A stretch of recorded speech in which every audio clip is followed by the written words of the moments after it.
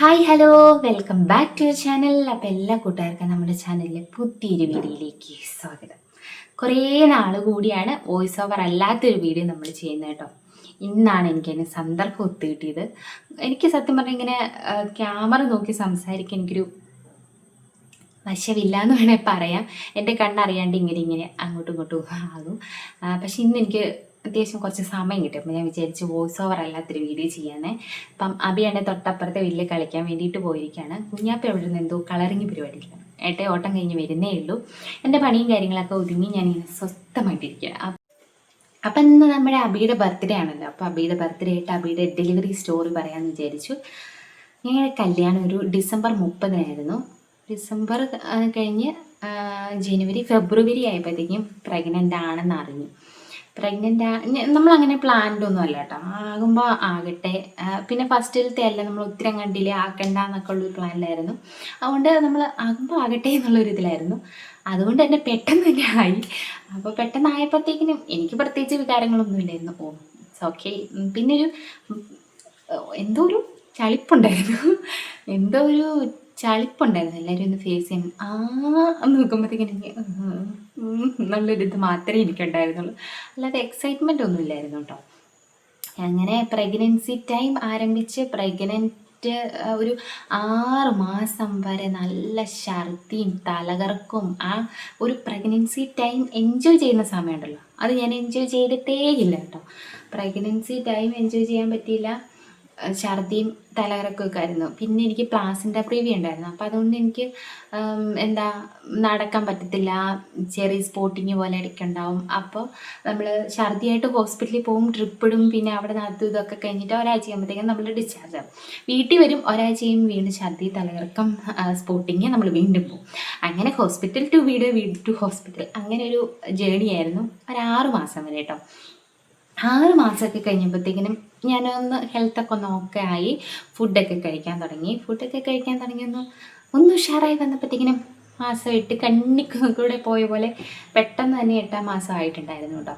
പിന്നെ delivery bag pack ചെയ്യലും തുണി അലക്കലും, ഞാനാണ് എൻ്റെ ഡെലിവറി ബാഗ് എല്ലാം പാക്ക് ചെയ്ത്. ഞാൻ മുണ്ട് തന്നെ മേടിച്ചു കൊണ്ടുവന്ന് എല്ലായിടത്തുനിന്നും കളക്റ്റൊക്കെ ചെയ്തിട്ട്, അത്രയും മുണ്ടില്ലല്ലോ. അപ്പം ഹോസ്പിറ്റലിൽ തൂക്കാൻ തുടയ്ക്കാൻ, പിന്നെ കൊച്ചിനുള്ള തുണി നമുക്കുള്ളത് എല്ലാം വേണമല്ലോ. അപ്പോൾ അതെല്ലാം ഞാൻ സ്വയം കഴുകി പിറക്കി, കൊച്ചിനുള്ളതൊക്കെ കൊച്ചിന്, അമ്മയ്ക്കുള്ളതൊക്കെ അമ്മയ്ക്ക്, അങ്ങനെ എല്ലാം സെറ്റപ്പാക്കി ഡെലിവറി ബാഗൊക്കെ പാക്ക് ചെയ്തു.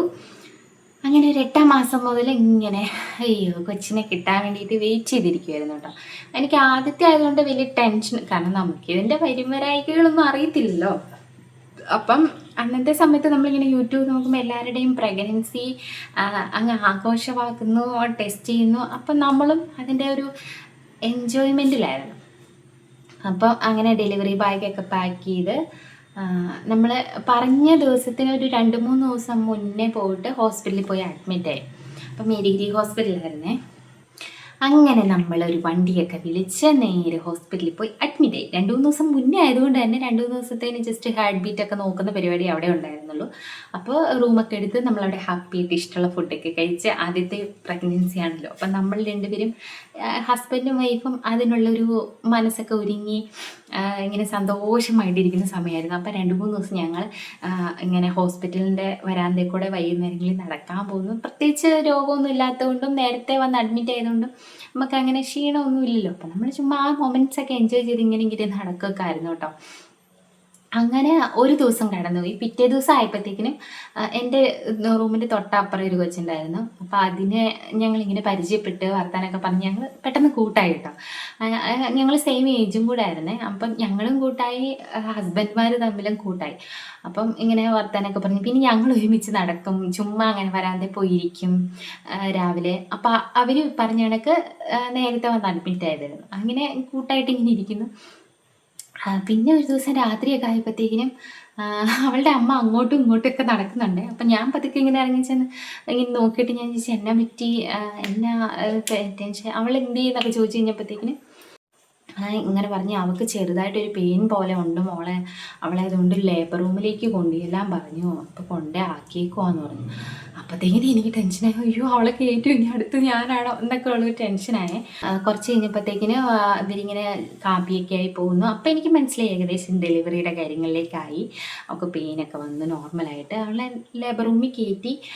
അവരിങ്ങനെ ചേട്ടനും അമ്മയും കൂടി ഇങ്ങനെ ലേബർ റൂമിൻ്റെ അവിടെ നിൽക്കുന്നു. അപ്പോൾ ലേബർ റൂമിനോട് അടുത്തുള്ള റൂമാണ് നമുക്ക് കിട്ടിയത്. അപ്പോൾ ഇടയ്ക്കിടയ്ക്ക് ഞാൻ പോയി നോക്കും, എന്തായി അയ്യോ ചേട്ടാ ഇവർ പ്രസവിച്ച് കാണുമോ, ഇനി അടുത്ത് ഞാനവിടെ എന്നെ വിളിക്കുമോ എന്നൊക്കെ ഉള്ളൊരിതായിരുന്നു കേട്ടോ. അപ്പം ഞാൻ കുറേ നേരം കഴിഞ്ഞപ്പോഴത്തേക്കിനും ചേട്ടൻ കാപ്പിയൊക്കെ ആയിട്ട് പോകുന്നു കണ്ടു. അങ്ങനെ ഏകദേശം ഒരു വെളുക്കാറൊക്കെ ആയി കഴിഞ്ഞപ്പോഴത്തേക്കിനും ആ കൊച്ചിൻ്റെ അമ്മ വന്നിട്ട് എന്നോട് ഇങ്ങനെ പറഞ്ഞു, കൊച്ചെ ഇങ്ങനെ കുഞ്ഞുവാവ ഉണ്ടായി, ഞങ്ങളെ കാണിച്ചു, കുഴപ്പമൊന്നുമില്ല എന്നൊക്കെ പറഞ്ഞു കേട്ടോ. അത് കഴിഞ്ഞ് ആ ചേട്ടൻ ഇങ്ങനെ എടുത്തുകൊണ്ട് നിൽക്കുന്നത് ഞാൻ കണ്ടകലേന്നെ. അപ്പോഴത്തേക്കിനും അയ്യോ എനിക്ക് ഓർക്കാൻ വയ്യ, അതിങ്ങനെ ടർക്കി പൊതിഞ്ഞ് ഒരു കുഞ്ഞ് സാധനം ഇങ്ങനെ ഇരിക്കുന്നു. അത് കണ്ടപ്പോഴത്തേക്കിനും എനിക്ക് ഭയങ്കര എക്സൈറ്റ്മെൻറ്റ്. അയ്യോ നാളെ ഈ സമയമൊക്കെ ആകുമ്പോഴത്തേക്കിനും എൻ്റെ കയ്യിൽ കുഞ്ഞാവ വരുമല്ലോ, അങ്ങനെ ഒരു ചിന്തയായിരുന്നു.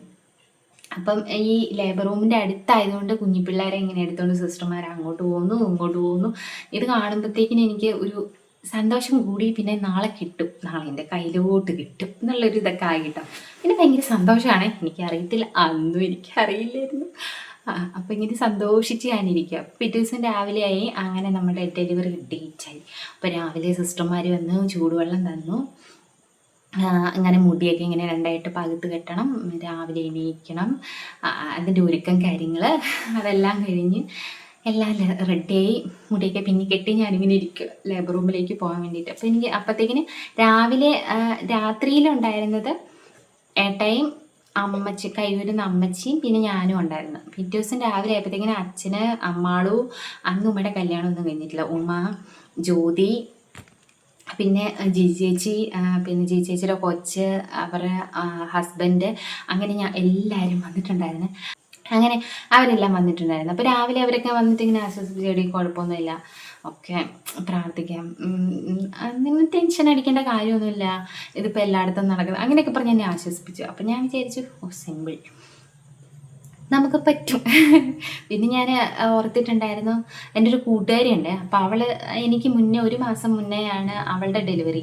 അപ്പോൾ അവളിങ്ങനെ വിളിച്ചപ്പോൾ എന്നോട് പറയുന്നത്, എടി കുഴപ്പമൊന്നും ഇല്ലടി, നീ പേടിക്കണ്ട, പിന്നെ നമുക്ക് ഇങ്ങനെ ഡെലിവറി പെയിൻ വന്നിട്ട് പുഷ് ചെയ്യാനൊക്കെ ഡോക്ടർ പറയുമ്പോഴത്തേക്കിനും നന്നായിട്ട് പുഷൊക്കെ ചെയ്ത് കൊടുത്താൽ മതി, അപ്പോൾ നോർമൽ ഡെലിവറി ആകും, നീ പ്രാർത്ഥിക്കുക, അങ്ങനെ ഇങ്ങനെയാന്നൊക്കെ പറഞ്ഞിട്ടുണ്ടായിരുന്നു. അപ്പോൾ അത് ധാരണയിൽ കുറച്ച് സാധനങ്ങൾ എൻ്റെ മനസ്സിൽ കയറിയിട്ടുണ്ടായിരുന്നു. ഒന്ന്, ഡെലിവറി പെയിൻ വരുമ്പോൾ നമ്മൾ പുഷ് ചെയ്ത് കൊടുത്താൽ പെട്ടെന്ന് കുട്ടി ഇങ്ങനെ ഉണ്ടാവും.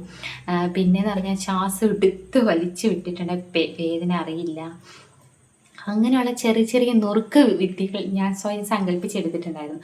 അതൊക്കെ മനപ്പാടമാക്കി ഞാനിങ്ങനെ ഇരിക്കുകയാണ്. അപ്പോഴത്തേക്ക് സിസ്റ്റർ വന്നിട്ട് ഇങ്ങനെ ലേബർ റൂമിൻ്റെ അങ്ങോട്ട് വരാൻ പറഞ്ഞു. അപ്പോഴത്തേക്കിനെ ഏട്ടായി എന്നെയും കുട്ടി ഇങ്ങനെ ലേബർ റൂമിൻ്റെ അങ്ങോട്ട് പോകുന്നു, പുറകെ പരിവാരങ്ങളല്ല. അപ്പം ഞാനിങ്ങനെ എൻ്റെ കയ്യിൽ കയറി പിടിച്ചപ്പോഴത്തേക്ക് ഞാൻ കൈയൊക്കെ അങ്ങ് തട്ടി മാറ്റി, മാറൊക്കെ അങ്ങോട്ട്, ഞാനിപ്പോൾ പോയിട്ട് വരാമെന്നുള്ള രീതിയിൽ നേരെ കയറി ചെന്നു കേട്ടോ. അങ്ങനെ ഡോറിൻ്റെ അവിടെ കയറി ഡോർ അടച്ച് അകത്ത് കയറി കഴിഞ്ഞപ്പോഴത്തേക്കിനും അയ്യോ, അപ്പോഴത്തേക്കിനും എനിക്ക് ടെൻഷനായി. അയ്യോ, ഡ്രസ്സൊക്കെ മാറ്റി അവർ ഇങ്ങനെ പുറകെ കെട്ടുള്ളൊരു സംഭവമൊക്കെ ഇടിച്ച് അവിടെ കട്ടിലെ കൊണ്ടേ കിടത്തി കഴിഞ്ഞപ്പോഴത്തേക്കും അവിടെ ഒരു 8-9 മിച്ചം അങ്ങനെ ഗർഭിണികളുണ്ടായിരുന്നു. അപ്പം ചിലരുടെ ട്രിപ്പൊക്കെ ഇട്ടേക്കുന്നത് തീരാറായി, ചിലർ നല്ല വേദനയൊക്കെ കരയുന്നവരുണ്ട്. അപ്പോൾ എന്നെയും കൊണ്ട് ഈ ട്രിപ്പൊക്കെ ഇടിച്ച് കിടത്തി. അപ്പം എൻ്റെ അടുത്ത് കിടന്നൊരു ചേച്ചിയാണെങ്കിൽ അതിൻ്റെ ട്രിപ്പൊക്കെ മുക്കാലായപ്പോൾ അതിങ്ങനെ ഇടയ്ക്കൊക്കെ നല്ല പെയിൻ എടുത്തിട്ട് കരയുവാണേ. അപ്പം എൻ്റെ ട്രിപ്പ് ഇട്ടപ്പോഴത്തേക്കിനും ഞാൻ ആദ്യം ഓർത്തു, ഇതൊന്നും ശ്രദ്ധിക്കരുത്, നമ്മൾ നമ്മുടെ കാര്യത്തിൽ കോൺസെൻട്രേറ്റ് ചെയ്യണം എന്നൊക്കെ പറഞ്ഞിട്ട് ഞാൻ ട്രിപ്പ് നോക്കി. ഒരു 2-3 മിനിറ്റൊക്കെ നിന്നു. അപ്പോൾ എൻ്റെ പതുക്കെയായിരുന്നു തുള്ളി വീഴുന്നത്. അപ്പം ഞാൻ വിചാരിച്ചു, അയ്യോ ഇത് പെട്ടെന്ന് കയറുമായിരുന്നു, പെട്ടെന്ന് പ്രസവിച്ചിട്ട് പോകുമായിരുന്നു എന്നൊക്കെ ഓർത്തിങ്ങനെ ഇരിക്കുവാണ്. അപ്പം കുറച്ച് തുള്ളി കയറുന്നു. അതിനിടയ്ക്ക് ഞാൻ ഇവരെയൊക്കെ ഒബ്സർവ് ചെയ്യുന്നുണ്ട്, ഇവരൊക്കെ ഏത് ലെവൽ വരെ എത്തിയെന്നൊക്കെ ഞാനിങ്ങനെ നോക്കുന്നുണ്ട്. അപ്പോൾ അതിലൊരു ചേച്ചി അയ്യോ അമ്മേ എന്ന് പറഞ്ഞ് ഭയങ്കര കാർച്ചെന്ന് പറഞ്ഞാൽ ആടൊക്കെ പ്രസവിക്കുന്ന സമയത്ത് കരയത്തില്ലേ, അത് പോണക്കത്തെ കാർച്ചയായിരുന്നു കേട്ടോ. അത് കണ്ടപ്പോഴത്തേക്കിനും എനിക്ക് ടെൻഷൻ ആകാനൊക്കെ തുടങ്ങി. പിന്നെ നമുക്ക് ഇറങ്ങി ഓടാനും പറ്റത്തില്ല, കക്കിടാനും പറ്റത്തില്ലല്ലോ. അപ്പം ഞാനിങ്ങനെ വെച്ചാൽ എൻ്റെ രക്ഷിക്കണേ എന്നൊക്കെ പറഞ്ഞ് ഞാനിങ്ങനെ കിടക്കുവാണ്. അപ്പോഴത്തേക്കിനും ഒരു ചേച്ചി ഡെലിവറി ആകാറായി. അപ്പോൾ ആ ചേച്ചീനെ സിസ്റ്റർമാരെല്ലാം കൂടെ കൂട്ടിപ്പിടിച്ച് അപ്പുറം വേറൊരു റൂമിലേക്ക് കൊണ്ടുപോകുന്നൊക്കെ കണ്ട്, അപ്പോൾ അതെല്ലാം കൂടെ കണ്ട് എൻ്റെ തല കിറങ്ങി ഇങ്ങനെ ഇരിക്കുകയാണ് കേട്ടോ. എൻ്റെ ദൈവമേ കുറച്ചങ്ങ് ട്രിപ്പ് ചെന്ന് ആദ്യമൊക്കെ ഞാൻ ട്രിപ്പ് കയറുന്നില്ലല്ലോ എന്ന് ഓർത്തു. കുറച്ച് കഴിഞ്ഞപ്പോഴത്തേക്കിനും എനിക്ക് പതുക്കെ നടുവേദന എടുത്തിട്ട് എനിക്ക് നടു പൊട്ടുവാണോ എന്നാ തരത്തില്ല. അപ്പം പഠിക്കുന്ന കുറേ സിസ്റ്റർമാർ, അയ്യോ അവരെ ഓർക്കുമ്പോൾ എൻ്റെ ദൈവമേ നന്ദിയുണ്ട്. അപ്പോൾ കുറേ സിസ്റ്റർമാർ വന്നിട്ടുണ്ടായിരുന്നേ. അവരിങ്ങനെ പുറം തിരുമുന്നു, കാൽ തിരുമുന്നു. അപ്പോൾ ചേച്ചി പേടിക്കുന്ന ചേച്ചി. അപ്പോൾ എൻ്റെ അടുത്തൊരു കൊച്ചു നിൽക്കുന്നുണ്ടായിരുന്നു. അപ്പം എനിക്ക് വേദന കൂടുമ്പോൾ ഞാൻ ആ കൊച്ചിൻ്റെ കൈ പിടിച്ചിട്ട് തിരുമാവോ സിസ്റ്ററെ തിരുമാവോ എന്ന് ചോദിക്കുമായിരുന്നേ. അങ്ങനെ പുറമൊക്കെ തിരുമ്മി കുറേ നേരം കഴിഞ്ഞപ്പോഴത്തേക്കിന് വേദന കൂടി. പിന്നെ എനിക്ക് ഒന്നും ഓർമ്മയില്ല. പിന്നെ എൻ്റെ വിചാരം എൻ്റെ ഉള്ളിൻ്റെ ഉള്ളിൽ ഇത് പുഷ് ചെയ്താൽ മതി, സ്ട്രെയിൻ എടുത്ത് പുഷ് ചെയ്താൽ മതി എന്നുള്ളൊരു ചിന്ത കിടക്കുവാട്ടെ. ഞാൻ ആഞ്ഞ് പുഷ് ചെയ്യുക. സിസ്റ്റർമാർ നോക്കുന്നുണ്ടോ ഇതൊന്നും അറിയത്തില്ല. ഞാൻ പുഷ് ചെയ്യും. അപ്പോൾ സിസ്റ്റർ എന്തൊക്കെയോ പറയുന്നുണ്ട്, എനിക്കൊരു ബോധമില്ല. ഞാൻ ആ വേദന കൂടുന്ന സമയത്ത് ഞാൻ എന്താ കാണിക്കുന്നത് എനിക്കറിയത്തില്ലായിരുന്നു കേട്ടോ. അങ്ങനെ പിന്നെ എവിടുന്നോ ദൈവദൂതനെ പോലെ ഒരു സിസ്റ്റർ വന്നിട്ടുണ്ടായിരുന്നു. ആ സിസ്റ്ററിൻ്റെ അടുത്ത് വന്നിരുന്നിട്ട് എന്നോടിങ്ങനെ പറഞ്ഞു, മോളെ പേടിക്കണ്ട കേട്ടോ, വേദന വന്നാലാണ് നമുക്ക് പ്രസവിക്കാൻ പറ്റത്തുള്ളേ, അല്ലെ സിസേറിയനൊക്കെ ആകും, അതുകൊണ്ട് ടെൻഷൻ ഒന്നും അടിക്കണ്ട കേട്ടോ എന്നൊക്കെ പറഞ്ഞ് ഇങ്ങനെ നടു തിരുമുന്നു, കാലൊക്കെ തിരുമുന്നു. അപ്പം എനിക്കൊരു മനസ്സിന് വേദന ശമിക്കുമ്പോൾ ഞാൻ ആ സിസ്റ്ററിൻ്റെ കയ്യെ പിടിക്കും, വേദന കൂട്ടുമ്പോൾ ഞാൻ അലറി കാറി എന്തൊക്കെയോ പ്രകമ്പനം കാണിക്കുമായിരുന്നു. അങ്ങനെ കുറേ സമയം പോയി. അപ്പം ആ റൂമിൽ എത്തിക്കഴിഞ്ഞപ്പോഴത്തേക്കിന് നമുക്ക് സമയം പോകുന്നത് എത്രയാണെന്ന് ഒരു പിടുത്തവും കിട്ടത്തില്ല.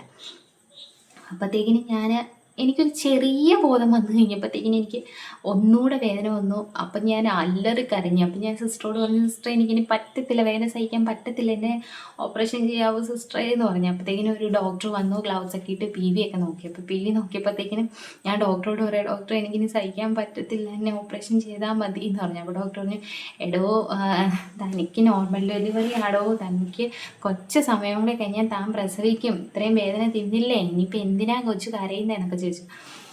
അപ്പം എൻ്റെ വിചാരം 10 മിനിറ്റോടെ കഴിഞ്ഞ് ഞാൻ പ്രസവിക്കുമെന്നായിരുന്നു കേട്ടോ. അതും കഴിഞ്ഞ് കിടന്ന് ഒരു 3-4 മണിക്കൂർ. അത് കഴിഞ്ഞ് എനിക്ക് ചെറിയൊരു ബോധം വന്നപ്പോഴത്തേക്കിനും ഞാൻ അവിടെ ഒരു ക്ലോക്ക് ഇങ്ങനെ തിരിഞ്ഞ് നോക്കിയപ്പോഴത്തേക്കിനും ആ ക്ലോക്കിൽ സമയം കണ്ട് 4:30 ആയിട്ടുണ്ടായിരുന്നേ. രാവിലെ കയറ്റിയതല്ലേ. അപ്പോൾ എനിക്ക് തോന്നി, ദൈവമേ ഇത്രയും സമയം ഇനി ഇത് പ്രസവിക്കത്തില്ലേ, ഇനി എന്താണാവോ എൻ്റെ ഈശ്വര, ഇനി പിന്നെ എൻ്റെ മനസ്സിൽ വന്ന് ഞാൻ മരിക്കാറായോ എന്നൊക്കെയുള്ള ചിന്തയായിരുന്നു കേട്ടോ. പിന്നെ അപ്പോഴത്തേക്കിനും വേദന ഭയങ്കരമായിട്ട് അവരെനിക്ക് ഒരു മെഡിസിൻ കുത്തി വെച്ചിട്ടുണ്ടായിരുന്നു. ആ വേദന വരുന്ന സമയത്ത് മാത്രമേ എനിക്ക് നല്ല വേദന, അല്ലാത്ത സമയത്ത് ഞാൻ കൊച്ചിലെ മാങ്ങാപ്പഴം പെറുക്കുന്നതൊക്കെ സ്വപ്നം കണ്ട് ഞാൻ ഭയങ്കര ഉറക്കമാണേ. എന്തെല്ലാം ആ സമയത്ത് സ്വപ്നം കണ്ടെന്ന് ചോദിച്ചാൽ മാങ്ങാപ്പഴം പെറുക്കുന്നത്, പിന്നെ എന്താ തോട്ടി ചാടുന്നത്, ഇതൊക്കെ ആയിരുന്നു എൻ്റെ മനസ്സിൽ സ്വപ്നത്തിൽ വന്നുകൊണ്ടിരുന്നത്. അങ്ങനെ സ്വപ്നം കണ്ട് ഉറങ്ങും, വേദന വരുമ്പോൾ കാറും, പശു അമർന്ന പോലെ കരയും. അങ്ങനെ ഒരു 5 മണിയൊക്കെ ആയപ്പോഴത്തേക്കിനും ചേട്ടായി പുറത്ത് കിടന്ന് ഭയങ്കര ബഹളം വെക്കാനൊക്കെ തുടങ്ങി. അപ്പോൾ എനിക്ക് ഒരു അർത്ഥമയക്കത്തെ എനിക്ക് പുറത്തുള്ള ബഹളമൊക്കെ കേൾക്കാൻ വേണ്ടിയിട്ട് പറ്റുന്നുണ്ട്. എത്ര നേരമായാലോ അങ്ങനെ ഇങ്ങനെയാന്നൊക്കെ. അപ്പം അമ്മ വന്നൊരു സിസ്റ്ററോട് ചോദിക്കുന്നത് ഞാൻ കേൾക്കുന്നുണ്ട്, അങ്ങനെ ഒന്ന് കാണാനായിട്ട് പറ്റുമെന്ന്. അപ്പം അമ്മയും ചേട്ടായോടും ഡോക്ടർ പറഞ്ഞ് ആരെങ്കിലും 2 പേര് കയറി ഒന്ന് കാണാമെന്ന് പറഞ്ഞു. അപ്പം അമ്മയും ചേട്ടായും കൂടെ എന്നെ കാണാൻ വേണ്ടി ഒരു ഇടനാടി പോലെയുള്ള സ്ഥലത്തോട് ഇങ്ങോട്ട് വരലും ഞാൻ ഒരൊറ്റ കാറിച്ച് വെച്ച് കൊടുത്തു. ചേട്ടായി തിരിച്ച് അതേപോലെ വാടം വിട്ടോലെ ഇറങ്ങി ചെന്നിട്ട് അപ്പോൾ അടുത്തൊരു ബക്കറ്റ് ഇരിപ്പുണ്ടായിരുന്നേ. ആ ബക്കറ്റ് കൊണ്ട് ഒരൊറ്റ തൊഴി, പുറത്താണെന്ന കാര്യം പിന്നെ പറഞ്ഞറിഞ്ഞാൽ കേട്ടോ. ബക്കറ്റ് കൊണ്ട് ഒരു ഒറ്റ തൊഴി, ബക്കറ്റ് പൊട്ടിപ്പോയി. അപ്പോഴത്തേക്കിന് അച്ഛൻ ഓടി വന്നിട്ട് ബക്കറ്റെല്ലാം എടുത്ത് ശരിയാക്കി വെച്ചിട്ട് പറഞ്ഞു, ഇവൻ്റെ ഭാര്യ പ്രസവിക്കുന്നതിന് ബക്കറ്റൊക്കെ ചവിട്ടി പൊട്ടിക്കുന്ന എന്നതിനാ, ഇതൊക്കെ ഉള്ളതാണെന്നൊക്കെ പറഞ്ഞു. പുള്ളി എന്നിട്ട് ടെൻഷൻ അടിച്ചിട്ട് അവിടെ ആ ഹോസ്പിറ്റലിൻ്റെ വെളിയിലായിട്ട് വലിയൊരു മരം ഇങ്ങനെ റൗണ്ടിൽ ചുറ്റി കെട്ടിയിട്ടൊക്കെ ഉണ്ട്. അപ്പം അതിൻ്റെ അവിടെ പോയിരുന്നു ഭയങ്കര കാർച്ചയായിരുന്നു കേട്ടോ. അപ്പം പിന്നെ അമ്മ കയറി വന്ന് എന്നെ കണ്ടു കഴിഞ്ഞപ്പോഴത്തേക്കിന് അമ്മ കരയുവാണേ. മോൻ കരയണ്ട കേട്ടോ, വിഷമിക്കേണ്ട മോനെ, പ്രസവിക്കാൻ വേണ്ടിയിട്ടല്ലേ, കുറച്ച് കഴിയുമ്പോഴത്തേക്കിനെല്ലാം കുറഞ്ഞോളൂ എന്നൊക്കെ പറഞ്ഞ് എന്നെ ആശ്വസിപ്പിക്കുന്നുണ്ട്. എനിക്കിത് എന്നൊക്കെ പറഞ്ഞ് ഞാൻ കേൾക്കുന്നേ ഉള്ളേ. അങ്ങനെ ഒരു 5:45 ആകാറായപ്പോഴത്തേക്കിനും, അയ്യോ എൻ്റെ അമ്മേ, 5:45 ആകാറായപ്പോഴത്തേക്കിനും 5:30 ആയപ്പോഴത്തേക്കിനും ഞാൻ ഒരു ചെറിയ ബോധത്തിൽ ഇങ്ങനെ നോക്കിയപ്പോഴത്തേക്കും 5:30 ആയി.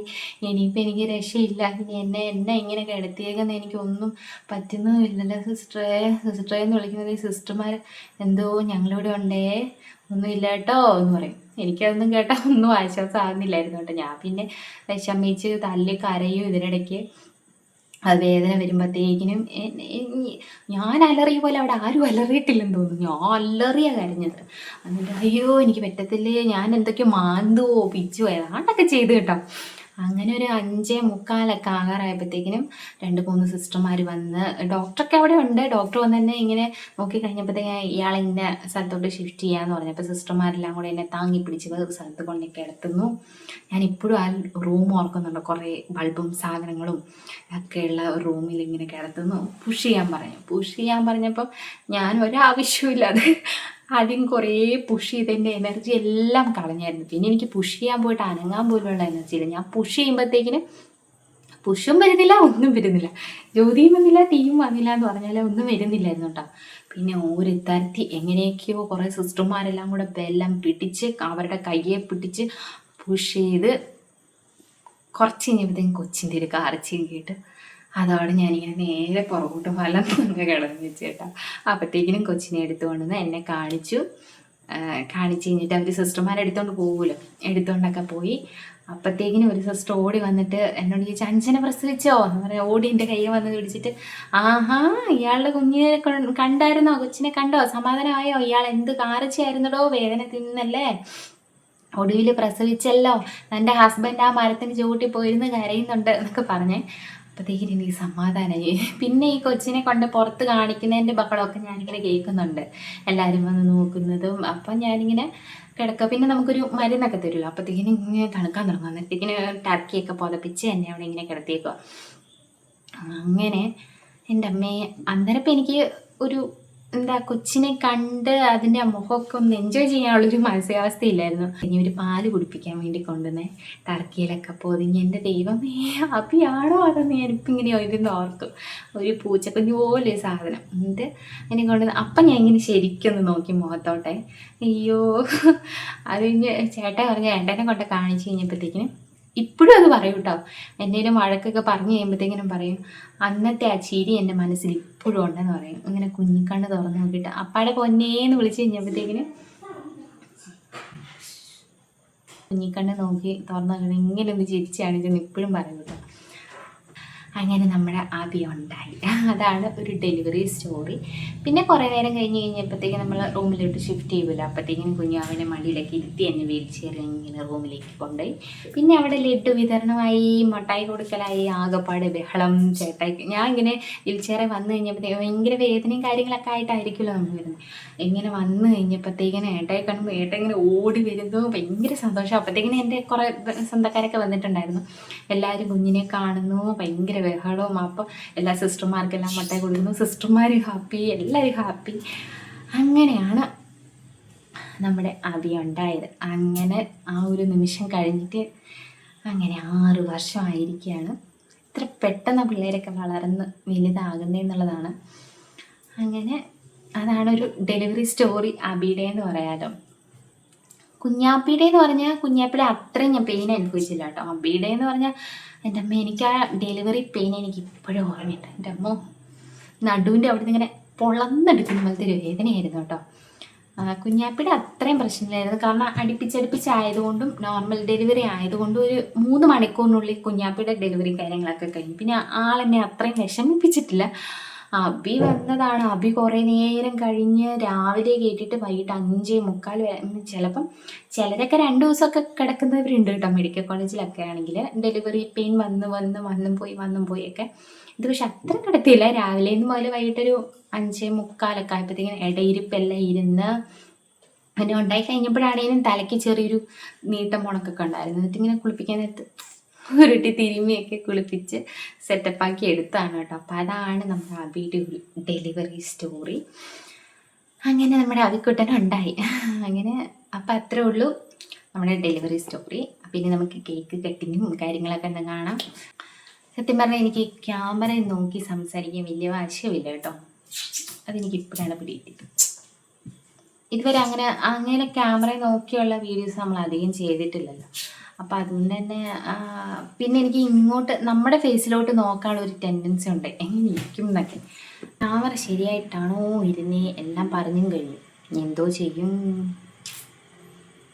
തൽക്കാലം ഇനിയിപ്പോൾ ശരിയാണെങ്കിലും അല്ലെങ്കിലും ഞാൻ എഡിറ്റ് ചെയ്യാണ്ട് ഇതങ്ങ് അപ്ലോഡ് ആക്കാമെന്ന് വിചാരിച്ചു. എനിക്ക് എന്നിട്ട് ഇങ്ങനെ ക്യാമറ നോക്കി സംസാരിക്കാൻ വലിയ വാശിയില്ല. ലാസ്റ്റ് ആയപ്പോഴത്തേക്കിനും ഓക്കെ ആയി.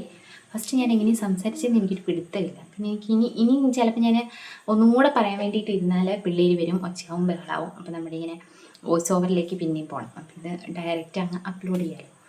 അപ്പോൾ എനിക്കിങ്ങനെ ടെൻഡൻസി ഉണ്ട് ഇതിങ്ങനെ നോക്കാൻ വേണ്ടിയിട്ട്. പക്ഷെ കുഴപ്പമില്ല, മഴ പൊടിയുന്നുണ്ട് കേട്ടോ. ഇനിയിപ്പോൾ വോയിസ് ഓവർ ചെയ്യാൻ നടക്കത്തില്ല, മഴയാണെങ്കിൽ അതും പ്രശ്നമാണ്. അപ്പോൾ തൽക്കാലം നമുക്ക് ഇതേ പോണക്കങ്ങ് അപ്ലോഡ് ചെയ്യാം. എന്തെങ്കിലുമൊക്കെ തെറ്റിയിട്ടുണ്ടെങ്കിൽ നമുക്ക് തിരുത്തി അടുത്തടുത്ത വീഡിയോസിൽ ചെയ്യാം. അപ്പോൾ ഇനി നമുക്ക് കേക്ക് കട്ടിങ്ങും കാര്യങ്ങളൊക്കെ ഒന്ന് കാണാം കേട്ടോ.